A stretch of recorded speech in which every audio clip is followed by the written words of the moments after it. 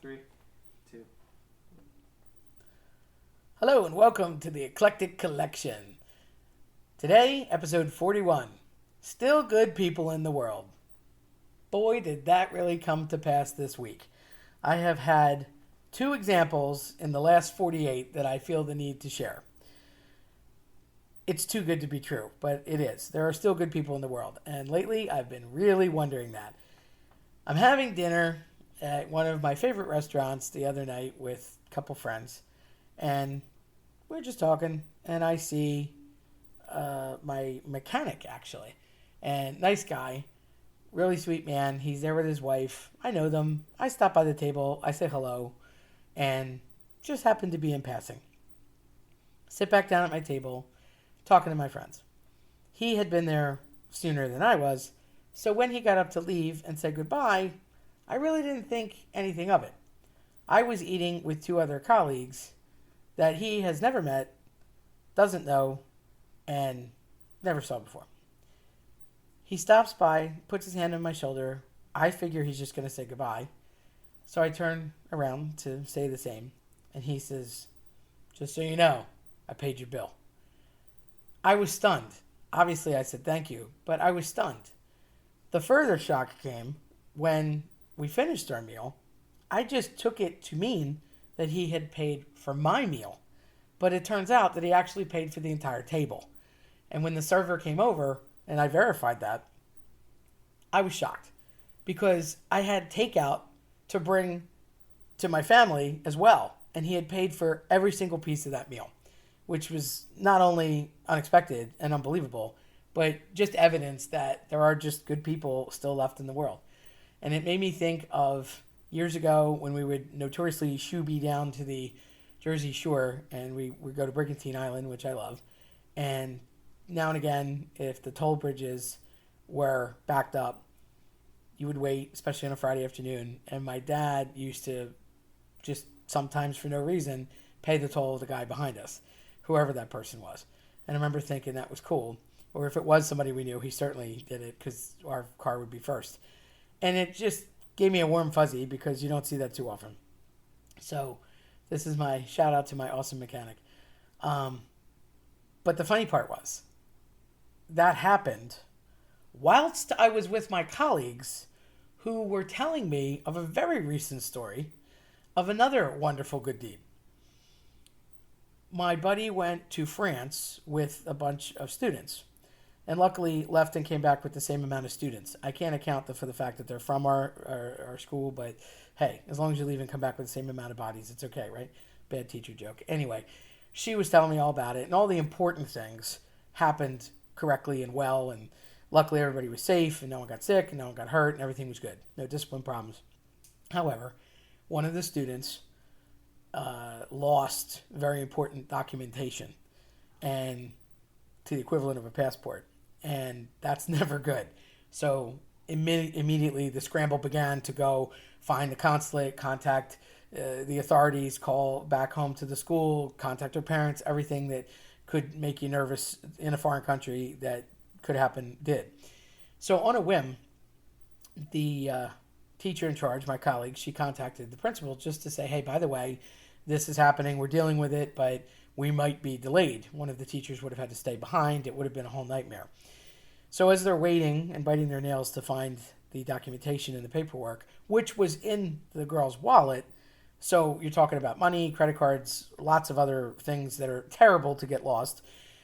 It was interesting that a woman, totally unbeknownst to everyone, Juliet from Minnesota, whoever you are, God bless you.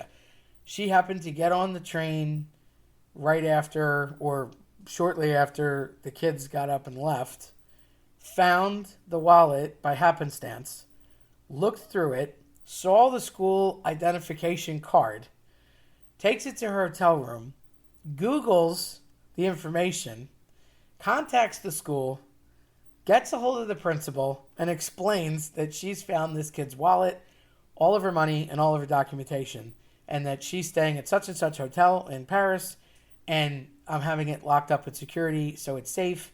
Everything's still here.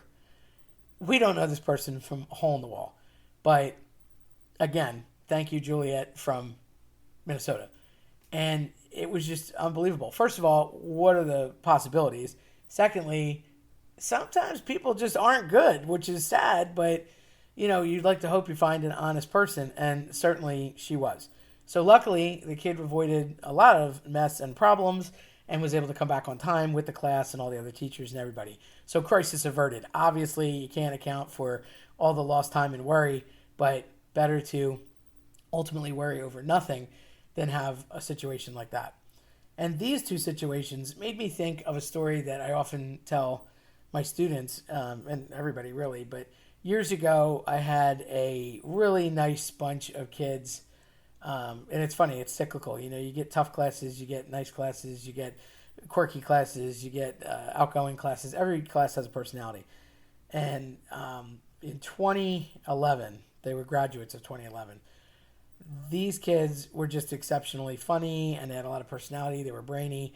And I ended up teaching a bunch of them that were just friends that stayed friends for a long time. And one of their notorious jokesters, pranksters, and I would argue that he's one of the people in the world that could talk music and lyrics and meanings behind movies and songs and writes as much as I do and enjoys it as much as I do. Really talented guy, and we would always have these conversations about movies and lyrics and books and things. And he was at the shore with a bunch of the guys just hanging out because they were all pretty friendly. And he was on the boardwalk. I want to say it was Ocean City, New Jersey.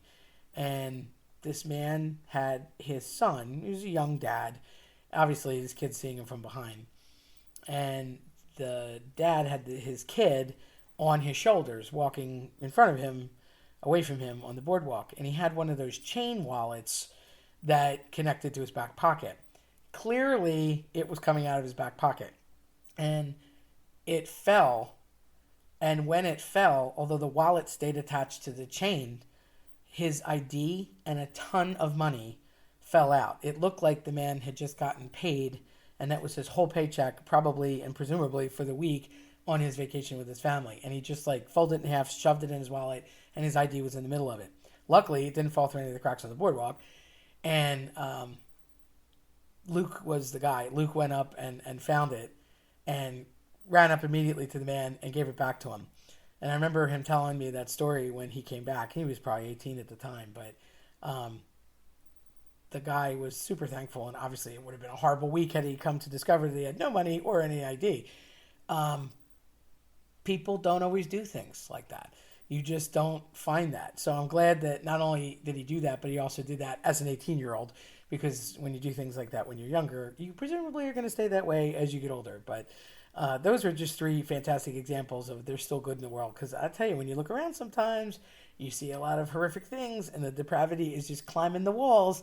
And I don't get how we got to this point, but can everybody just stop and maybe think about these examples and maybe put them into good use? I'm not saying you got to take all your money and go give it to your favorite charity, but, help somebody out. Give them a compliment. Offer an older person cut their lawn, or give them a ride to a doctor's appointment, or maybe cut their grass, or shovel snow, or help a friend, assist with homework, listen to somebody you normally wouldn't listen to and make a minute. Stop looking at your phone. There's just so many obvious things that you can do, and I feel like lately people have been sort of bonding molecularly to the people that are like forces. They say opposites attract, but like forces stay together. And I think there's something to be said for that, because when you encounter a good person, you want to foster that good person and their behavior and the growth of that goodness, because it's just really hard to find anymore. And it doesn't matter about your age, and it doesn't matter about your ability. It doesn't hurt to smile, to be nice, and to say or do basic kind things. I mean, if you do go out of your way for someone, like these, in my opinion, wonderful examples that are pretty extraordinary, again, kudos to you. You deserve it. But even if it's just a simple thing, don't have left-handed compliments. Be like, oh, you look great in that dress, and you really can't stand it. Okay, no, we don't need any more Regina Georges in the world. However, if you truly like it, mean it, want to see somebody, help them out, give a call to a friend you haven't talked to in a while. I just feel like people get so wrapped up in their own lives that they're not reaching out. And you would think, like, given all the awful that's happened in the world lately, you would want to be reconnecting and reaching out and seeing people and catching up with people, because you just don't know what happens in a minute of someone's life, much less a day, a week, a month, a year, or fill in the blank, however long you haven't seen them. So that's my good, warm, fuzzy stories of the day. Looking for something new and potentially mysterious? Oh, yes, you are. You're watching YouTube, so go watch me. Although it's not really me per se, it's me talking because, well, let's just say I'm built for radio. So, Mysterious Morsels on YouTube. What's that, you say? What is a mysterious morsel? Kind of whatever I feel like, but not as eclectic. So be an eclector, but be mysterious as well. So Mysterious Morsels has a lot of cool stuff on it, I think. And some of it you will probably be intrigued by since it's new and just my foray into YouTube. So check that out when you get a minute. And if you liked what you heard today, check us out at eclecticcollectionpodcast.com or your preferred platform. I'm Terry Tenaglia. Thanks for listening.